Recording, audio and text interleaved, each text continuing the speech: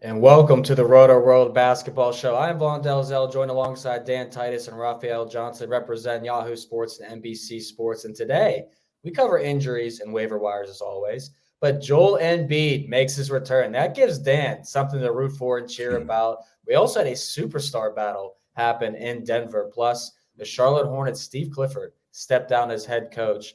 They've had a down season, so we should start there, Raphielle, with the news breaking today.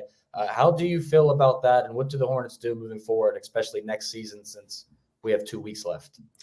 Yeah, not really surprised by it, just because of how much they struggled. Injuries haven't helped them, obviously. LaMelo Ball, Mark Williams, they've had draft picks not pan out. I think Brandon Miller's been a good one, but before him, you had James Bouknight.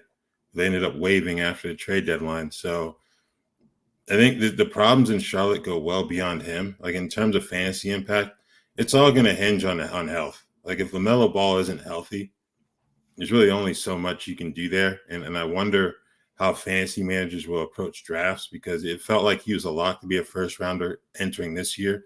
I don't think you can say that going into next season. So I think him, Mark Williams, those are the guys to kind of watch in terms of fantasy value. Their pace dropped. I think last season they were ranked 9th in the NBA in pace, 8th in the NBA in pace. This year, 19th. So I think that's something else to watch in terms of strategy, like who they bring in, how much they're going to run, and whether or not they're going to trust that team to run, because they haven't been good. So it's going to be interesting to see what direction Charlotte goes. But if they don't clean up that front office, it really won't matter. Yeah, I agree with that completely, the last part especially. And I'll note that LaMelo Ball definitely had a lot to do with the pace of that team and the downfall of where they began. I mean, they only have 18 wins on the season. They play the Blazers tonight, Dan, who have 19 wins. Steve Clifford didn't want to lose to 5 rookies. That's not how he wanted to go out. He had to go out before that tonight. So maybe the Hornets get a little boost. But how are you feeling about this move and what to look forward in fantasy next season? I think it was going to happen. I mean, they're 45 and 112 under Clifford in the last 2 seasons. And as Raph pointed out, with the misses on a lot of the draft picks prior to Clifford really coming in here, this is kind of a no-win situation, especially if LaMelo Ball is not playing for the vast majority of the season. And Mark Williams, another guy that was a good draft pick, but unable to stay on the floor.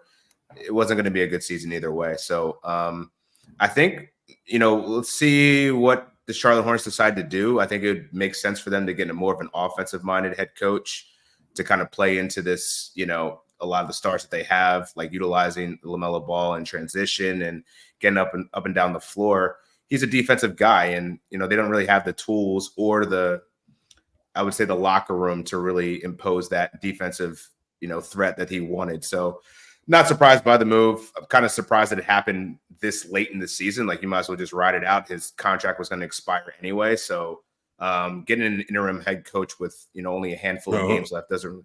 Oh, what's that? He's actually going to coach the final 7 games.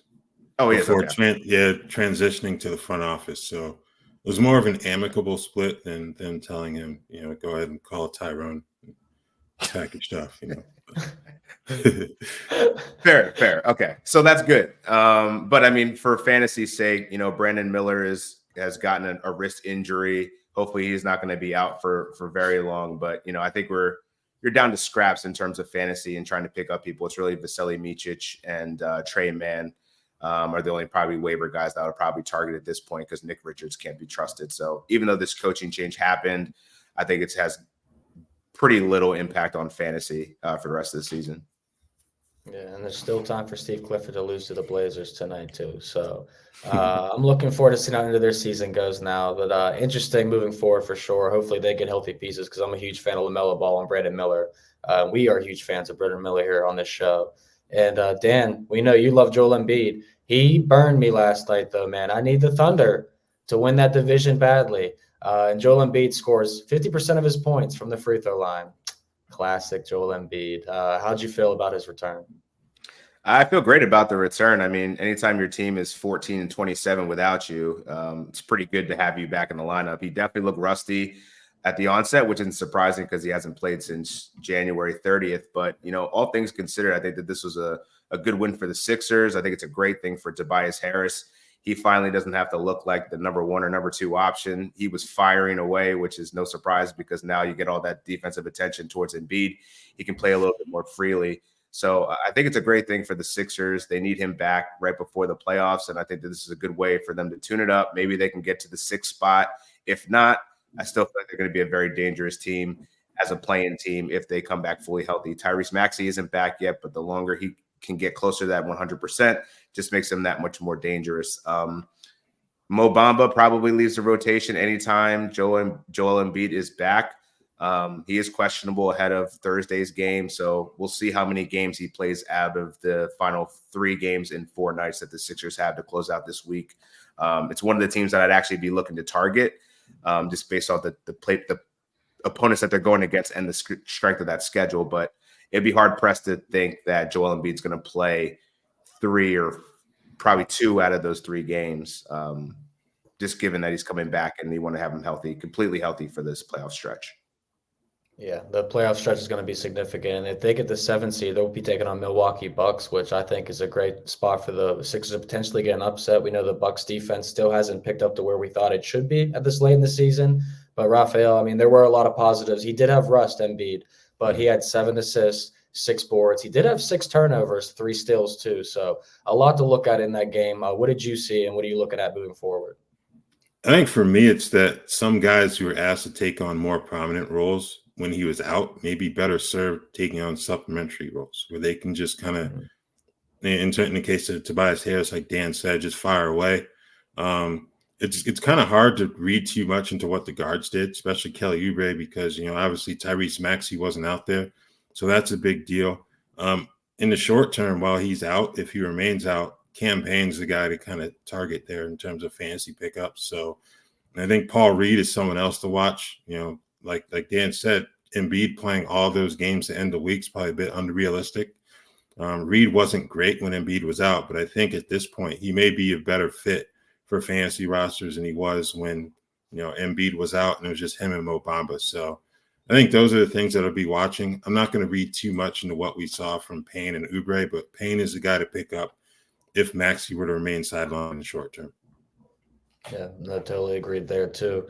I think the Sixers stretch is certainly interesting because, like Dan said, the strength of schedule is certainly appealing for the Sixers to make a good run here and get healthier as the season goes on, as the postseason nears, I should say. But we can't talk about Joel Embiid without talking about Nikola Jokic.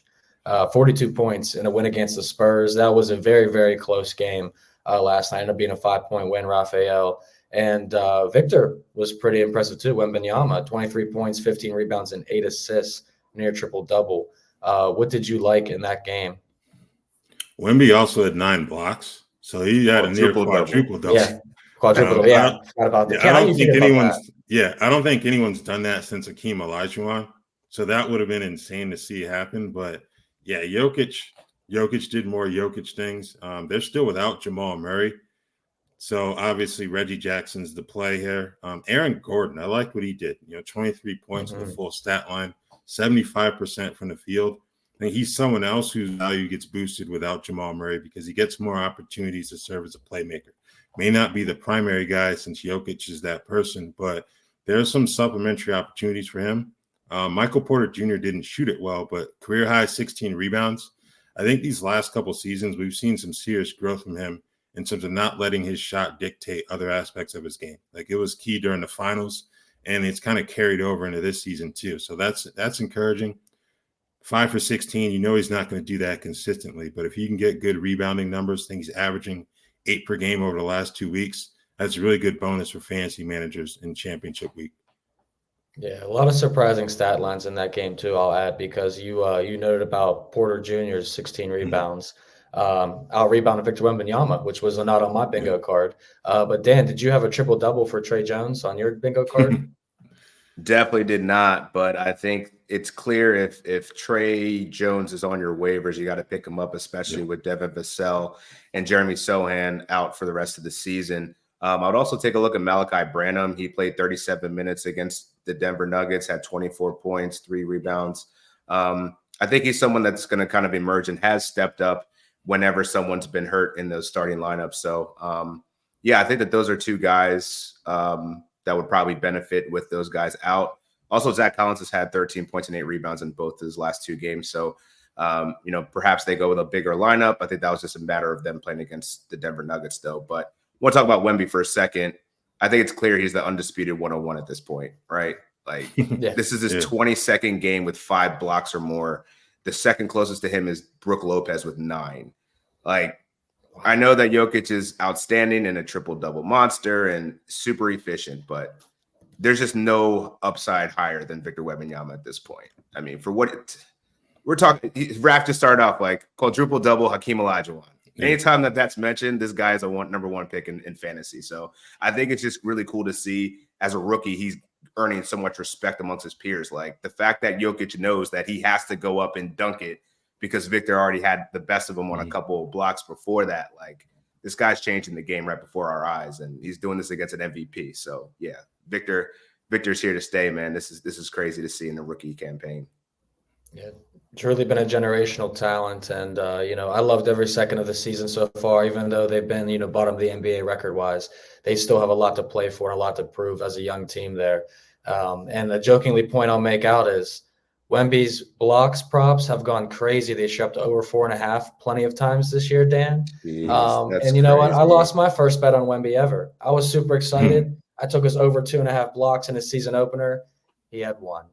I could not believe it. Look at him now, how the man has grown. All right. Well, Raphael, you mentioned Jamal Murray in the segment saying that he's still out. Looks like the postseason is probably his priority, especially for Denver too. But speaking of another guy that may have the same mindset is Donovan Mitchell, him sitting out in the win over the Jazz. Is that the same thing we're seeing right now?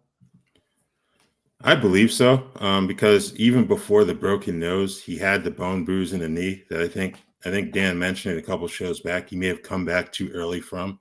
So now it's about getting in shape, being 100% for the postseason run. It's just funny that Cleveland seems to be the team that so many other teams in the East are kind of targeting for the playoffs. So even with that run they went on back in January, people still don't believe in them. And I understand, that you kind of have to prove it. Given the way that they went out of the playoffs last year, people are going to be naturally skeptical. So I understand that for sure.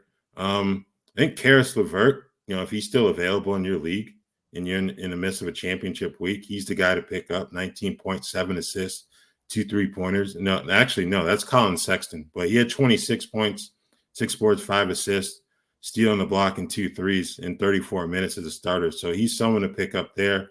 I think if you need 3-pointers, maybe you consider Sam Merrill in deep leagues, hit 6. He's a bit hit or miss when it comes to that.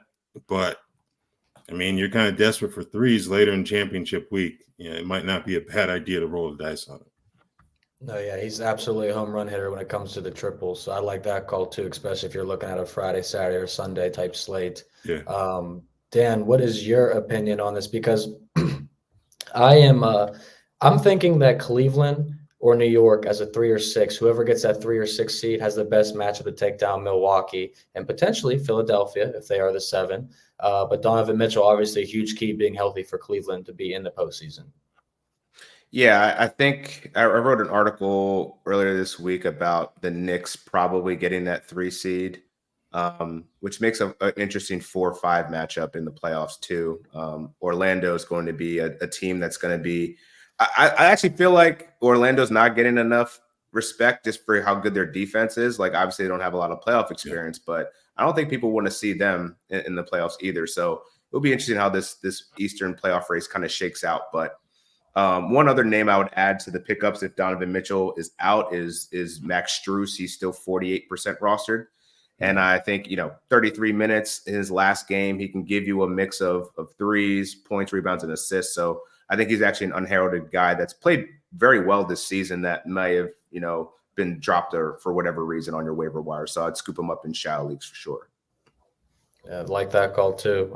He's someone that I've been impressed with all season. Surprised that he's still under 50% a majority of leagues out there. But another injury news related that we guys should talk about, Raphael, is Kawhi Leonard, because he sat out in the loss to the Kings. And for this week, this is a very important week for a lot of people. So potentially having Kawhi Leonard out for the rest of the week sets you up for a lot of problems. What are you looking at potentially doing? Is there anyone in the Clippers, or should you be concerned, or you think he'll play? I think he'll play against the Nuggets on Thursday. The game that would concern me is Friday against the Jazz because, well, Good point. with all due Jazz respect to the Jazz. it's the Jazz. Yeah, exactly. So, yeah, I think that would be the game that would concern me. At this point, it's pretty much Norman Powell or bust when you're thinking about potential pickups. I don't know if you can trust anyone else, whether it's Amir Coffey or Brandon Boston Jr. So it's him. Yeah. I think this guy isn't a pickup. He's already rostered in a lot of leagues, but the recent play of Ivica Zubac has been really impressive in terms of his fantasy production. So that's someone who I don't know if I would put him in that league winner category for the rest of this week, but he's someone that can give you a really good boost in terms of the rebounds and field goal percentage down the stretch here. Yeah, that's a good point too. So Zubac on a Friday night sounds like a real party. Dan, are you excited? You coming?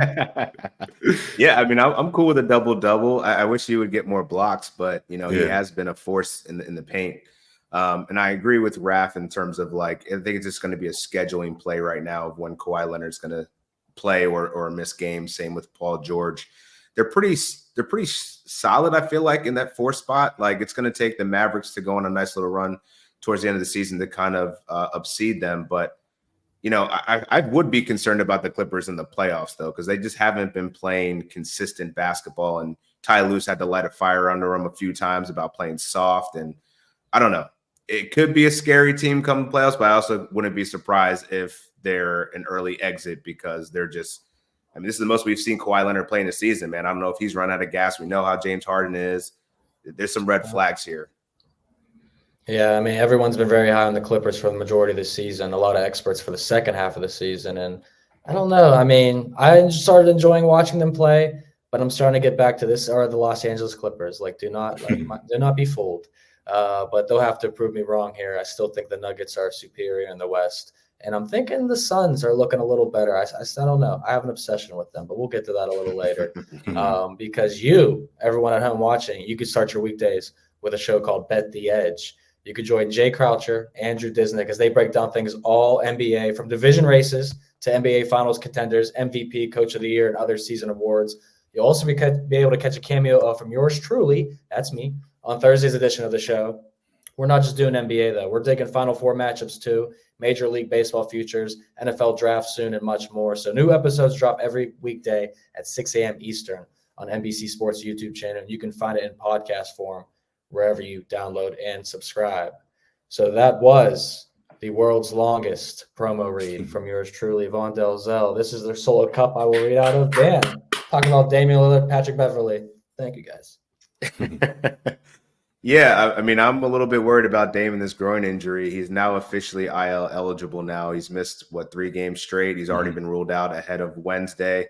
So I think this is the Bucks just trying to get healthy before the playoffs. And now that Pat Bev is also hurt, I don't know who you can pick up that's really going to help your fantasy team right now. Just being that Doc Rivers doesn't go deep into his bag in terms of giving opportunities to younger players. So I think that this is just going to be more usage to, the stars, Giannis Antetokounmpo. Chris Middleton's also been ruled out on Wednesday. So it's going to be really interesting for the Bucks here. They're currently, I know they're number 2, but what's their how are they above? 2 up on Cleveland in the loss column. Cleveland isn't too far away here. So I don't know. We'll see what works out for the Bucks here. But yeah, from a fantasy perspective, I think it's just going to be leaned on, Giannis Antetokounmpo, Bobby Portis. I don't know. Malik Beasley had a terrible game on Monday, but maybe he can find his stroke.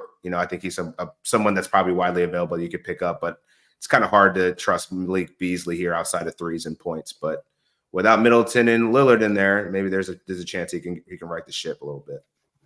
Yeah, certainly a loss to the Wizards was not thrilling for the Bucks. And it was actually funny because, I was hanging out with a friend last night and I said, oh my God, the Bucks are down by 3 with a minute left. And he looked at me, said, so I should bet it. I said, what would a loser do? He said, probably bet the Bucks. I said, yeah, probably. And they lost. So that's how you got to think sometimes. But Raphielle, what do you think moving forward for Milwaukee? Because Dan made a good point. It probably will just be a really tight rotation in Milwaukee for the next few games. Yeah, I think you're just looking at a Hail Mary play at this point in terms of Pat Connaughton. He played reasonably well against the Wizards and shot 3 for 10 from 3. It's not great, but he got a few assists and a few rebounds. So I think him 8 rebounds, 5 assists. So I think if you're going to go for anyone, it would probably be him. I think AJ Green probably pick up some more minutes as well, but I'm not going to add AJ Green anywhere. So No. yeah, it's pretty much just They'll Pat be Connaughton, really off. because obviously Bobby Portis is already rostered in a lot of leagues as he should be. As Dan stated, Malik Beasley, really feast or famine with him. So I don't know. I get maybe you go with him because he's a starter, but I think I'm interested to see what happens with the playmaking responsibilities. No Chris Middleton.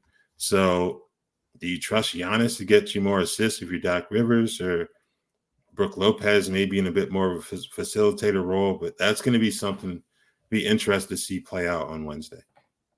Yeah, Doc Rivers has his hands full in Milwaukee for sure, and there's a lot of questions to go around with what to expect of all people too, like Raphael mentioned. So, yeah, don't expect too much from add potential there in Milwaukee. Maybe focus on another team, maybe someone in Dallas, Raphael, because Dereck Lively also out for 1 to 2 weeks. He's somebody that we talked about all season. So, what's the potential adds there, and how do you assess his rookie season? I don't think there is an ad. Daniel Gafford's rostered in 84% of Yahoo leagues. So unless you're in an extremely shallow league, you're not going to find him on waiver wires. And then beyond him, Maxi Kleba, you're not adding him. Dwight Powell, who knows if he'll even get in the game at this point. So I think you're just kind of, unfortunately, if you have Dereck Lively rostered, you're looking at other teams, see if there's anyone on the waiver wire that you can possibly pick up, because there's no one on the team that you're going to be able to get who will have actual value at this point in the season.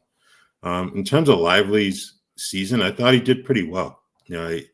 He's someone that a lot of us thought could be decent, maybe on the lines of Walker Kessler last season. Didn't reach those heights in terms of fantasy value, but 10th round value wasn't bad for him given his position. It'll be interesting to see how they handle the center spot going forward with that team, because he and Gafford together make a really good center, but it kind of neutralizes the value of both players when it's basically a timeshare. Yeah, no, that's a good point too. He's a 20-year-old, definitely needs his growth. Almost 75% from the field this season with almost 9 points per game, 7 rebounds. But Dan, we wanted to see more blocks from him. He got 1.4 per game. That's pretty good for his rookie season. But so how do you assess him? And you agree with Raphael, there's really no one to add here in Dallas? Yeah, I think Dereck Lively's season was actually pretty good, all things considered. 8.7 rebounds, 1.4 blocks. He's among the league leaders. I think he leads the league in effective field goal percentage and true shooting percentage. So I think largely what you expected of him was to be a lob threat that can score near the rim and block some shots, and that's what he was. Definitely want to see more growth in the rebounding category going into the next season. We'll see how the contracts play out, if Daniel Gafford will continue to compete with him. But I don't know. I think that there's some promise here for the future. So if you have him in like a dynasty league, I think you feel pretty good about the early indications of what he could be in Dallas's front court. In terms of pickups, I would say look to see if PJ Washington is out there. He's like 65% rostered in Yahoo leagues. I see him available in like one of the leagues that I'm in. That's a 12-team league. So I think as the rest of the season kind of progresses, I think we'll see him maybe play a little bit of a larger role now that their front court got that much smaller without Lively out there. And he's coming off a good game, 20 points, 5 rebounds, 3 steals. He's always been a stock guy. So, I'll take a look at PJ Washington if he happens to be out there. But other than that, I think you could pretty much avoid all of the front court players that Raph mentioned, because they're just not going to be good for fantasy. Yeah, totally agree there too. I think the Mavericks are going to be a fun team to watch down the stretch. You can expect Luka Doncic to take some of those rebounds that Dereck Lively's leaving behind. As he continues to climb the MVP ladder, he's now second in terms of odds, and also a lot of analysts saying that if they're going to vote for someone outside of the Joker, it's going to be Luka now that SGA has been out and the Thunder aren't taking that 1 seed by a stranglehold. But you know who is taking the point guard position in New York by a stranglehold? It's Miles McBride. That's Raphael's new favorite player. He was riding the Deuce bandwagon last week. Are we still on it? Oh, yeah, for sure. He's playing off the ball. You still got Jalen Brunson out there. With all the attention that Brunson gets from opposing defenses, it's really opened things up for Deuce, not just as a three-point shooter, but kind of to attack closeouts and get to the basket as well. So given how much he's playing and the productivity, he's someone I feel like has to be rostered right now. we still, OG Anunoby, Julius Randle, still aren't doing anything contact related in practice. And Josh Hart said after the loss of the Thunder, kind of operating under the premise that those guys won't be back. If they are, it's a pleasant surprise, and you go from there. So you expect to see a lot of Deuce McBride on the floor, and it would be irresponsible to kind of leave him on the waiver wire at this point, I think. I mean, yeah, 5 games of 19 or more points in his last 9 outings. He looked really good with 24 against Miami, 45 minutes too. That's nice. That's someone good to add. 45 minutes play, right, Dan?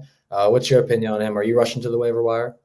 Anyone getting them Josh Hart 40+ minutes a game needs to be added. I mean, that's just crazy. And he's been a top 20 player over the last 2 weeks. So, if you're not looking for, I don't know, there's just everything that Miles McBride can do. He's doing it all. Like, he's scoring, he's getting rebounds, he's getting assists, he's getting steals, almost 2 a game. He shouldn't be on any waiver wires. I'm surprised that he's still, available in 50% of them. Anyone that's in the playoffs, if he's on your waivers, you got to get him. You have to get him. Yeah, he's played 40 more minutes in 8 straight games now. So definitely someone you can rely on to be out there on the floor and at least have opportunities for points, rebounds, assists, steals, or stocks in general. But someone else who has been potentially the stocks guy, Trace Jackson Davis. Are you holding on to him, Raphael, with Jonathan Kuminga remaining sidelined? Yeah, I think Kuminga is expected to be back on Thursday. So at that point, Trace Jackson Davis likely drops to the bench, but he's someone I would still hold on to just because of the lack of options in the front court in terms of their bigs. Draymond Green's effectively the starting center when Kuminga is available. So beyond him, Trace Jackson Davis, Kevon Looney, pretty much out of the rotation when they're healthy. Darius Saric is currently injured, and he was even further behind Looney when healthy. So, yeah, I think I would hold on to Trace Jackson Davis just because of the rebounding, field goal percentage, and block shot potential. Yeah, he's around the rim threat at all times. And I found it interesting that both the Warriors and the Lakers are 7-3 in their last 10 games. But if you look at the Western Conference standings overall, Dan, there's only one team that is not 6-4 or better in their last 10. Could you guess what team that is? Clippers. Yeah. Yes, it is the Clippers. My man. All right, what do you think about Trace Jackson Davis? No, it's funny because if the Clippers kept losing, man, I had them as a play-in team because I don't know. They're like the worst team in the Western Conference right now that's relevant in the playoff standing. So glad I got that right. Yeah, I feel like at this point, I'd honestly have to agree with Raph. Like, I don't know how much more I could add to that. I was trying to figure it out. Like, I pretty much agree with him. Yeah, sorry, I think my internet's about to die. I've been having this like circular thing going on, so like if I drop off, you'll know why. I'm like trying to mitigate by like going on my phone and shit. So don't mind me. Ignore me. You're all good. But we will talk, Raphael, because I want your opinion on this one. We were talking Western Conference here briefly, and the Houston Rockets have been the hottest team up until the last 2 games. So are you looking at anyone there? Because Cam Whitmore did come back, but there's obviously a lot of young talent there. Yeah, I think if Amin Thompson's available in your league, 72% rostered, he's someone that needs to be rostered in a higher percentage of Yahoo leagues. Whitmore, I think you're in deeper formats. I think he's a good person to have at this point in the year. They've lost 3 straight. They've fallen off the pace here. I think catching the Warriors was a bit of a pipe dream to begin with. Now they're 3 back in the loss column with 7 games left to play. Like that's not insurmountable, but given who they're trying to chase down, it's probably not going to happen. All things considered, this has been a good season for the Rockets. So I think once they're officially eliminated, you may even see more of Cam Whitmore than we have since he returned from his knee injury. Within reason, obviously, is you don't want to risk a flare-up or aggravation of that injury. Yeah, and I'll note, too, that Houston Rockets have more wins than my Chicago Bulls now this season. They've had a great year. I think the Rockets finishing above 500 is something that not many people expected, but Houston fans hoped for with such a young roster, and especially how the start of the season worked out with the loss of one of their starters. So, Dan, any opinions there in Houston, too? Are you looking at adding anybody? I mean, Houston does have a Thursday, Friday back-to-back, and they don't play again until Sunday. So it might be hard to stick with anybody outside of Cam Whitmore for Thursday, and then Friday and Sunday you're probably not going to be able to fit any fringe guys into your lineups because they're such bigger slate. So I would be okay with adding Cam Whitmore just for his scoring, his threes as well as his steals. And obviously I'm in Thompson. Like if he's available, like I don't think he's available, but if he happens to be, like definitely scoop him up. Those are the only Rockets I would really add right now, but just want to give a shout out to Jalen Green. And we talked about it last week a little bit, but like, his march has just been spectacular. And I think he's silenced a lot of the haters that were saying that he needed to be traded or they need to move on. Like, I think that there's a young core here that's very intriguing for Houston going forward. And to Vaughn's point, like, I think that they definitely exceeded expectations, especially in this late season run to potentially get into a playing spot, considering where they were last season. Like, it means a lot. So shout out to the Rockets, man. It's been a fun little ride and made the playoff race that much more interesting down the stretch. Yeah, and certainly, a winning streak of this matter certainly helps your record in the long term. But this is something that they've been working towards all season. And I think next year, this is a team that could take a leap forward and be one of those teams that, a play-in or a 6 or 7 seed, pending what happens in free agency in the Western Conference, because I have a feeling it's going to get real crazy. A guy like DeAndre Ayton might be out after 1 year in Portland, Raphael. We don't know about that. How about Jeremy Grant? Because he is out now. So Portland, it's got a lot of young guys. We talked about it last week of the starting lineup. What are you looking at? Can they just rule him out for the rest of the season? I'm tired of this, man. Like every game they list him as doubtful with a hamstring strain and then rule him out. Like there's no reason for you to put that man on the court again this year. Check. He can get paid regardless. Just go ahead and let him put on his fly outfits.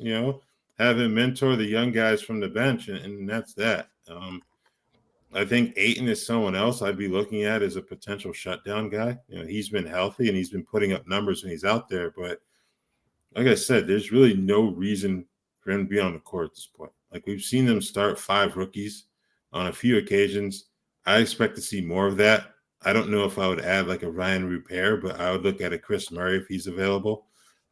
It's someone to potentially, hop on the bandwagon for this last few games of week 23. If you're playing in week 24, you're practically a sadist. So I don't think I would do that. But Jesus. Yeah, no, but you got Charlotte, Washington, and Boston to end their road trip and week 23. So I think those are good opportunities for guys like Chris Murray, Duop Reith, favorite of the show, Jabari Walker as well. So, yeah. Yeah, all very common names if you've been watching this season, and I agree, all very good ads for the rest of this week too. And I like those matchups you named. I think those will all be pretty intriguing games for all those young players, and I love anybody you could probably add for that Celtics game against the Blazers, because that's a game where the C's will have a lot of backups, so you might be able to find someone on the waiver wire. Dan, who are you looking at adding in Portland? And you feel the same disdain for Jeremy Grant? You just want him out of here? No, hold on. There's no disdain for him. For him, my issues with the medical process. Just rule him out. I have no problem with him. Yeah. Let's make that clear right now. We're Jeremy Grant fans. Dang, I can't ever get Raphael to say something mean. All right, Dan. We still have more shows though. I'll still be trying. Dan, go ahead. Yeah, at this point, I think it's just I feel like I feel that sentiment across the board, right? Like, these people have been doubtful for this long. Like, rule them out for the season. Make it easier for sports bettors. Make it easier for fantasy managers to not have to waste acquisitions on people that ultimately get ruled out in the last minute. Just extremely frustrating process by the league to continue to do this. But I would say the only other person that Raph didn't mention was Delano Banton. Yeah, he's probably rostered in all the leagues right now, but if he isn't, go get him. Dude's been a top 90 player over the last 2 weeks, top 50 last week. So he's going to continue to be a bucket getter. And I think I want to see what Portland does in the future here, because clearly they value him and what he's been doing. Like, they pretty much just been showcasing him over the last month and a half, and he's been delivering. So yeah, I'm curious to see how that goes. Yeah, I watched a Portland game the other night. I just kept chuckling thinking about our conversation from last week, seeing all these young guys out there. But it's fun to watch. Silly season has definitely taken full hand, and when we're talking about Delano Banton can potentially win you a league or some seeding. I mean, that's big. So yeah, we are big fans of Portland, but we are not fans of the NBA's process with injuries because I agree, I am tired of it. But the playoffs will be better. So I'll say that NBA playoffs, it will be better for the bettors and DFS people. But for the world's shortest promo read, you could find all your favorite NBC sports shows on Amazon Music. Just head to amazon.com/NBC Sports. Hoorah. All right. Let's talk about value for the rest of week 23, guys. This is probably the shortest show we've ever had. So don't feel needy, Raphielle, to go lengthy here and go too long. Yeah. But who are your unheralded players who could have value for the rest of week 23? I know you named a few already. I've actually got 3 that haven't been mentioned yet because of injuries. Ober Yurt 7 in Utah. They're already, John Collins has been in and out of the lineup recently, and they lost Walker Kessler to a broken nose. I don't think they would put him out there with a mask at this point in the season. So I think Yurtseven is someone to consider in deep leagues. Another player who's probably impacted by injuries that we haven't discussed at all this year. He's recently joined the Wizards, in fact. He played over in Europe and then just recently joined them. Tristan Vucevic. He played 30 minutes off the bench last night because they lost Marvin Bagley during the first half with a leg injury. They were already without Rashawn Holmes. Yeah, so he's someone who's probably going to look at your box score and wonder, why is this man playing 30-plus minutes? Well, they really don't have a choice. They got Anthony Gill as well, but I don't see him as much of a deterrent. And the last name is Sandro Mamukelashvili in San Antonio. He started the second. You mentioned him last year too. Dude, Mamu's awesome. I got to stick up for the Seton Hall guys, man. So, yeah, Mamu's awesome. They lost Chetty Osman, who was a starter in Denver. He was injured during the first half of that loss to the Nuggets. Mamu started the second half. Didn't play as much as, say, as Zach Collins, I don't believe, but he's someone else who could possibly be on the radar here these final games of week 23. Played 24 minutes to Collins 18, actually. No, those are all good points and great names, great pronunciations. I mean, A++ across the board, Raphielle. So I'm not going to repeat any of those names. You got to get it right, man. You got to get it right. Anybody at home, if you're like, who were they? Just run it back because I'm not repeating it. Probably not either. He's going to need the captions on the bottom just to kind of spell it out. If people close captions right now are like, what? No, that's lost. Go ahead, Dan. What you got? I would say Trendon Watford, look out for him. I know Cam Johnson is coming back. He's probable for Wednesday, but something in me just thinks that Watford's going to continue to get a lot of minutes down the stretch here. He's been playing very well, so I think he's someone you can look at. Going back to the Utah tip, Raph mentioned him last week, Bryce Sensabaugh. I think this is a kid that you could definitely add right now. He's coming off 2 22-point performances. He's knocking down over 4 threes, can fill out the box score a little bit. So I think he has some staying power here. I want to go back to what Raph said at the beginning of the show, campaign. I'd add him over Kyle Lowry. I thought that Kyle Lowry would be the guy towards the end of the week that might showcase something, but it seems like he's going to take a back seat, play more facilitator. So I think that just opens up campaign more if Tyrese Maxey's out. And he's been doing a mix of assisting, rebounding, scoring. Like campaign just looks like he's trusted by Nick Nurse. So I think you could trust him in fantasy lineups too. Not going as deep as Vucevic for the Wizards, but I think you could pick up Corey Kispert. He's 37% rostered right now. Kyle Kuzma's playing on Wednesday, but I doubt he's going to play, the rest of the weekend. So if he does, the frequency that these Wizards keep getting rested, Kispert's been a mainstay, man. He's played over 30 minutes in at least the last 8 games, and he's a bucket. So I think you can add him and expect some production. Lastly, I'll go. Yeah, probably Micic is the only last one. Vasilije Micic. Now LaMelo Ball is firmly out for the rest of the season. I think you can trust in Micic to run the Charlotte Hornets the rest of the way, and he's been pretty solid since then. In March, averaging over 31 minutes, 14 points, 6 dimes. Stick with Micic. Lots of great free agency options there on the waiver wire. You guys basically named Team USA and Team World. there in the waiver wire. So for everyone watching, enjoy. Plenty of guys to choose from there, but it might be a little easier to help everyone choose if we break down also the Week 23 schedule, because there are teams with some back-to-backs, 3 games. Only a few teams with two games left: Chicago, Denver, San Antonio, and Utah. So you may stay away from those a little more, be a little more timid. Dan, who are you eyeing up as far as schedule-wise? What do you like? Yeah, I'll just go back to the Sixers. The fact that they play 3 games in 4 nights from Thursday to Sunday, it's a scheduling advantage because I think they're the only team that plays on those two quality days out of those 3 games. So they're playing on Thursday and Saturday. So you can get 2 very startable days out of any player you pick up from those teams. One player that I think that's been dropped in some points leagues is Buddy Hield. This is the only circumstance that I would add him, is that you're literally getting a guy for free to play on a couple of games. So I would look at the Sixers. In terms of other teams, Memphis is a team that I think has a back-to-back. So you could add a Gigi Jackson in there, expecting some of their mainstays to probably rest, probably Jaren Jackson Jr. and Desmond Bane. So maybe Luke Kennard, if he can actually get a clean bill of health, might be someone you might want to roster. Mm-hmm. Scottie Pippen Jr., if Kennard or the other name escapes me, Jordan Goodwin missed the games for whatever reason. Trying to think who else here. I'll pass it to Raph on that one. Yeah, I think staying in Memphis, Lamar Stevens and Jake LaRavia are 2 other names to consider, in deeper leagues down the stretch here.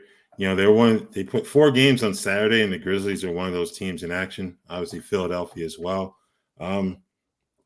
Hey, we talked about Cleveland earlier. They have their LA back-to-back Saturday and Sunday. Lakers on Saturday and the Clippers on Sunday. That Saturday game may be one to target someone like a Max Strus, as Dan mentioned earlier in the show, or a Karis LeVert, to kind of get some value there towards the end of the week. Yeah, and if Mitchell's going to be out too, LeVert's rebounds and assists will probably be up too. Yeah. So he'll be more viable fantasy option, I should say.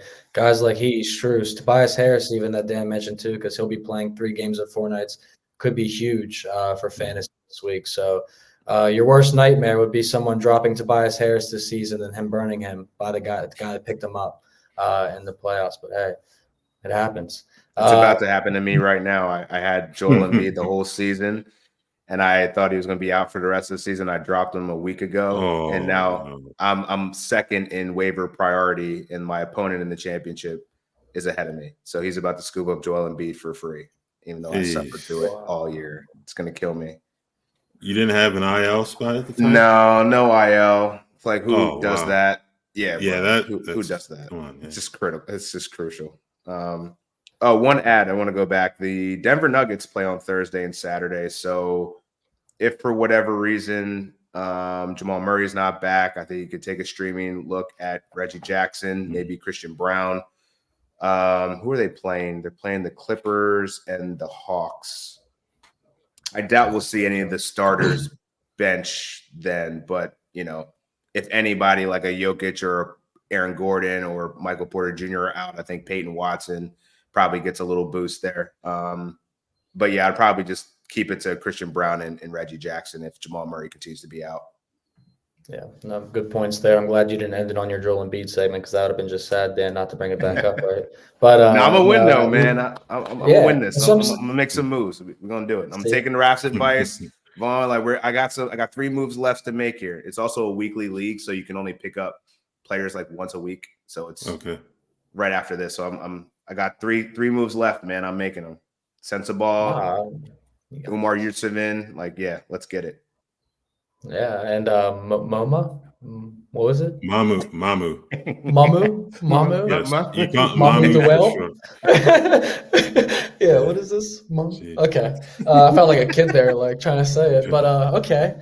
I have all the confidence in you guys both. I see you guys got the fresh cuts. Dan, of course, you rocking the haircut. Raphaelle, you got the beard clean. I'm getting mine done after the next show I'm on. So I'm joining you guys. All confidence here. Dan gets the victory.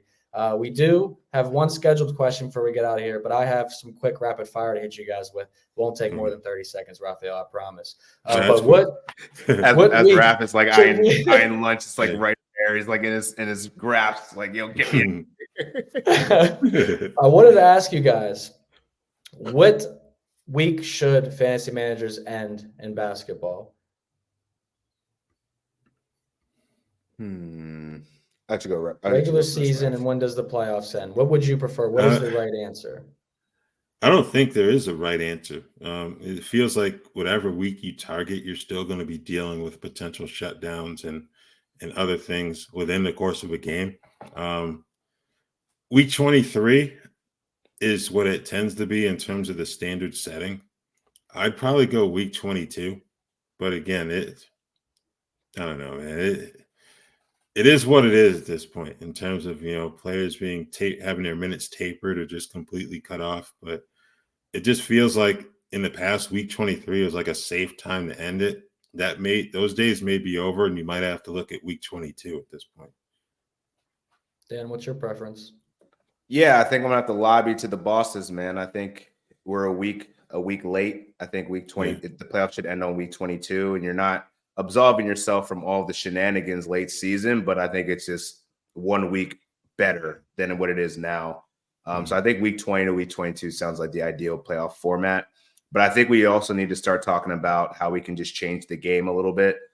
I feel like it makes sense to maybe have you split the season in two or something like that. You have the first half of the season, then the second half of the season, or we just need to reward people for being number one in their league for this entire season. And the playoffs kind of throws that for a wrinkle. Like, this is in any fantasy sport. Like, anytime someone can go through a grueling season as the number one spot, they need to get something. And I don't know if that's just giving them a championship or not, because you still got to play the playoffs or whatever. But I think it's undervalued how hard it is to be number one for an entire season, especially in NBA and even NFL with all the injuries and crap going on.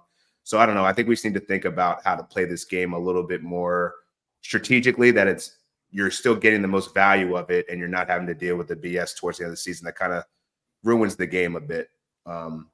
Not for me, I love it, but for the average consumer, it's very frustrating to kind of reel them in when you have all the best team all season, and then all of a sudden everybody's out when it means the most. It's kind of hard to navigate that way. Yeah, that's my fantasy football season in my own league the last 2 years. Thanks for reminding me, man. Just thinking about how this dude, Matt, I'm about to text him. I still haven't sent him the trophy. He texted me so long ago. No, I told him that's how mad I am.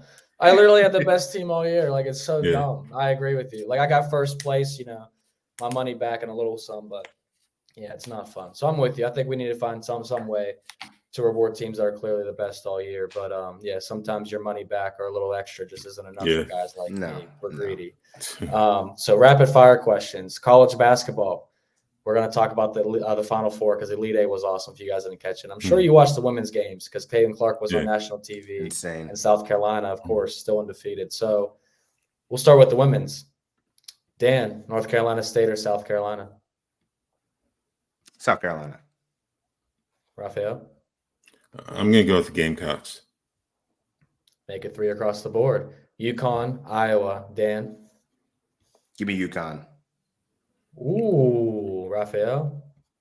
I'm actually going to go Iowa. I think I'm looking forward to the women's Final Four. I think you got South Carolina and Iowa, who both have unfinished business from last season. Obviously, Iowa knocked out South Carolina in the Final Four, but then Iowa didn't win the title either. So I think that's the matchup I'd like to see. But I feel like all 4 teams in the women's Final Four have a credible case to win the next 2 games. Yeah, I would 100% agree with that. North Carolina State was a team that people still didn't think could beat Texas, and they absolutely smacked on the Longhorns. And South Carolina's let teams hang around to the fourth quarter, so I think it's going to be a good one. I'm going with Iowa as well, not because I have a futures play on them, but I agree with Raphael. I think the committee set that up so Iowa could beat LSU. The Caitlin Clark story would be playing South Carolina in that final, and it'll be a great one. In my opinion, and I think everyone's. For the men's side, Raphael, I'll start with you. The Wolfpack of North Carolina State or the Boilermakers of Purdue? I think that one's going to be interesting because Purdue is up against a big that they have to account for in all aspects of the game. As good as Great Osabor was at Utah State this season, he really didn't have anything for Edey on the other end of the floor. You can't say that about DJ Burns and his ability to serve as a playmaker for those guys. DJ Horn, I thought he played really well during the regionals.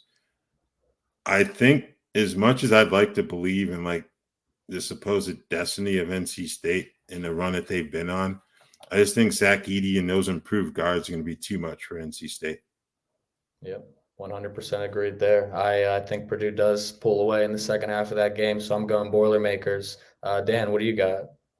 Give me the Boilermakers.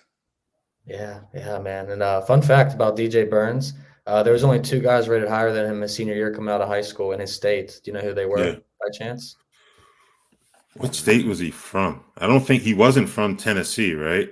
Because that's where he started his college career. I want to say it was North Carolina, if I'm being specific, because the 2 players I remember the players more than anything. Mhm. But the 2 players, Yeah, 2 players were Zion Williamson and John Morant. Okay, well, he's yeah, from South Carolina. From South Carolina. All right, South Carolina. South Carolina. That makes sense. What do you think the chances of him actually sticking with hoops, seeing that he's getting looks for NFL now, apparently? I think he will. I think he'll stick with it for a bit, see where it takes it. Yeah. Like the last guy I've seen make that crossover is Mo Alley Cox. I think is he still with the Colts? Mm-hmm. But he played at VCU, went to the Final Four. So I think he would be and I think Mo Alley Cox was a bit more athletic than DJ Burns is in terms of the explosive athleticism. But I don't know. I think he's going to end up sticking with hoops, if anything. Yeah, I mean, if DJ Burns is playing nose tackle, he got me a little interested, Dan, not going to lie. That's a bully right there. But hopefully North Carolina State can make a competitive game. I think he will. Him and Zach Edey is going to be a great matchup. And I think I learned something new today, Raphael, so thank you. I did not know that about Mo Alley Cox. That's a really Actually, he didn't go to the Final Four. I don't think so. But well, we got a little time. I'll check right now. But I may have Alabama, UConn, Dan. Give me the Huskies, right? Give me. I'm gonna go Alabama. Woo! Plus 525 on the money line. So you better sprinkle something. Jesus, smack those boys up. Yeah, UConn's going back to back. Hate to tell you guys. Yeah. But that's my opinion. Raphael, you think UConn's going back to back too? Yeah, I'm not going to say they're unstoppable, but Alabama doesn't have it for them, I don't think. Like Alabama's great offense. I just don't know if they'll be able to get those timely stops. And as we saw at UConn last week, they absolutely just laid waste to San Diego State and Illinois in the second half. And I don't think Alabama's going to get beat like that, but I don't see them winning. Yeah, I don't see Alabama winning this game either. UConn has so many pro athletes on this team for the next 3 years. And I truly think that they're going to have a chance to three-peat next year, depending on who comes back. But Tristan Newton, Donovan Clingham, those 2 guys could be your most outstanding player of the tournament. So I like the picks across the board. Dan, getting a little crazy. Good. That's pretty much my bracket. Right. Yeah, it got me nowhere. Yeah, Mo Alley Cox came in after the Final Four team at VCU. They went in 2011. He played at 2014 to 2017. So, yeah, he played on some good teams there, but he did not go to the Final Four. Yeah, I'm a huge VCU guy. I love the A10 basketball. So that's an interesting stat, regardless of making the crossover, being successful. So good notes all around, gentlemen. I find that this show quite intriguing. I learned a lot of new things today. So thank you to both of you guys. And make sure you guys follow Dan Titus at Yahoo Sports. Get all his work for this week. Raphielle Johnson at NBC Sports for this week. And if you're interested in baseball, college basketball, or NBA, I'll be found at NBC Sports myself. Thank you to Jason Gold, our producer in the background. Subbing in today. You're the man. And thank you to everyone watching as well. You are the man and the woman. All right. We'll see you next week. See who's right on college basketball.